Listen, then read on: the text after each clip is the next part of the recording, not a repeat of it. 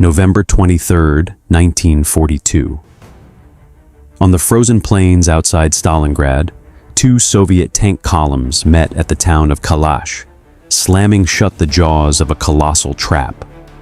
In a stunning reversal of fortunes, over 230,000 German and Axis soldiers of the 6th Army were now completely surrounded. The hunters had become the hunted.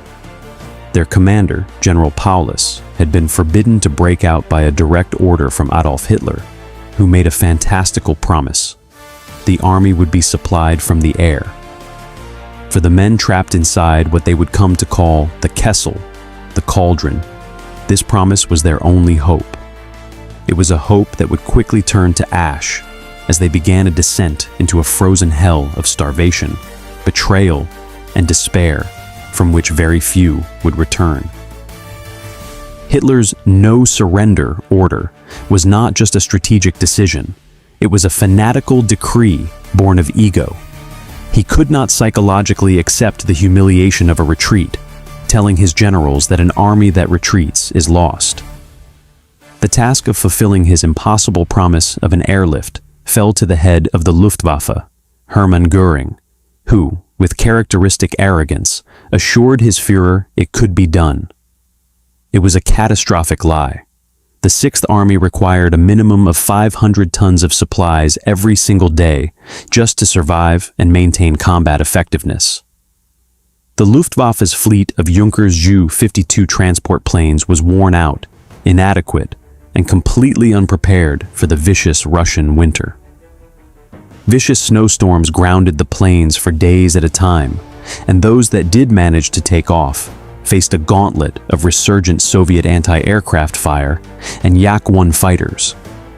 On their best day, they delivered less than a fifth of what was needed.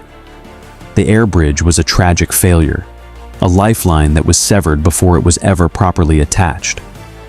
Inside the Kessel, the consequences of this failure were immediate and brutal. Rations were slashed again and again. First, the daily bread ration was cut to just 200 grams, then 100, and finally, to a mere 50 grams. A few mouthfuls of sawdust-filled bread that would tear at the insides of the starving men.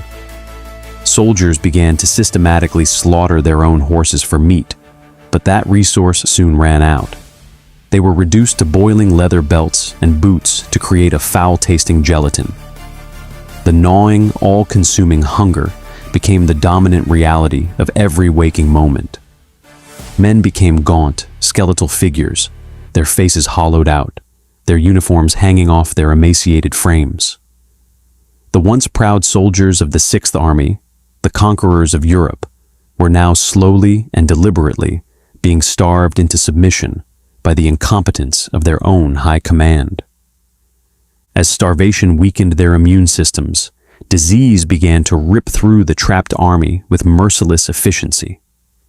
The cramped, unsanitary conditions of the basements and dugouts became breeding grounds for typhus, spread by the lice that infested every soldier's uniform.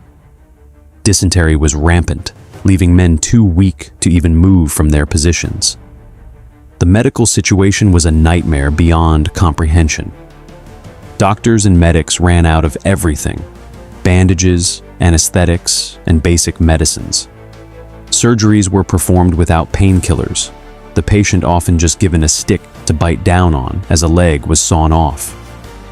The wounded and the sick were crammed into filthy, freezing cellars, often lying side by side with the dead and the dying. A German medic recalled, "The wounded screamed until their lungs froze. Then they just stared." For thousands, the Kessel became a place where a simple wound was a guaranteed, agonizing death sentence. As the physical body wasted away, the psychological fabric of the 6th Army began to unravel. Military discipline, once the bedrock of the German soldier, evaporated in the face of primal survival. Men would fight each other to the death over a dropped crust of bread. Airdropped supply canisters, the few that made it, would be swarmed by desperate mobs, with the strongest taking everything while the wounded were trampled. Suicide became a daily occurrence. Men, no longer able to endure the suffering, would use their last bullet on themselves. Others simply lost their minds, wandering out into the open to be cut down by Soviet snipers, or having conversations with long-dead comrades. The army was no longer an army. It was a collection of 230,000 individual survival struggles, a descent into a primitive state where every man was for himself.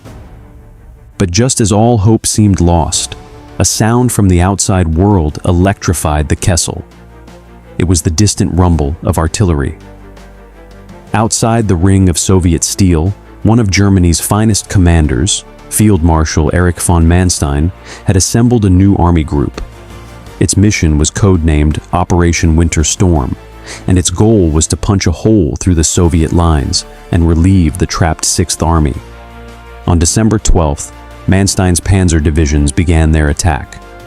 For the men inside the Kessel, it was their last, miraculous chance.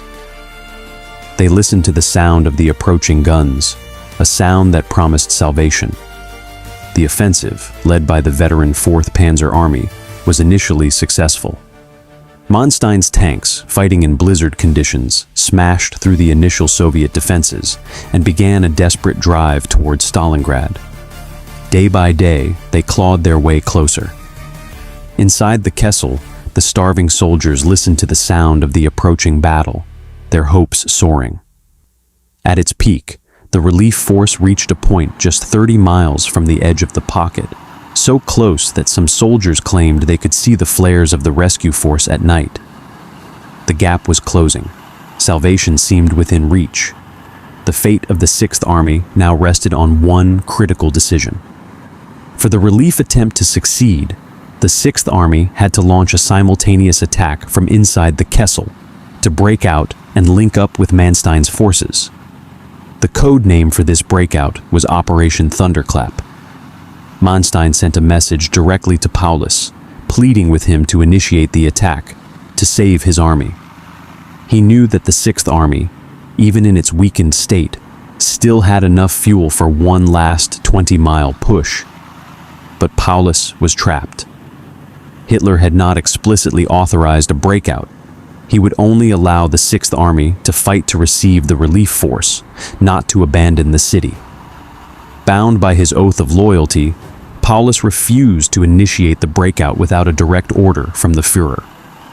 The order for Thunderclap never came. The decision was a death sentence, and the final, ultimate betrayal of the soldiers of the 6th Army. Manstein's relief force, now overstretched, low on fuel, and facing furious Soviet counterattacks from a prepared Red Army, could not break through the final 30 miles on its own. The Soviets, knowing exactly what was at stake, threw division after division in the path of the German rescue column, bleeding it white in the snow. After days of brutal, futile fighting, with his own forces at risk of being encircled, a heartbroken Manstein was forced to call off the offensive and retreat. For the men inside the Kessel, the sound of the distant guns, which had been their only reason for hope, faded, and then fell silent for the last time. The last glimmer of hope was extinguished. They had been well and truly abandoned by their Führer. Their fate was sealed. Now there was nothing left but to die. The final agony of the 6th Army would be a slow, grinding descent into a nightmare of fire and ice, a protracted horror that would serve as the final, brutal chapter of the catastrophe at Stalingrad.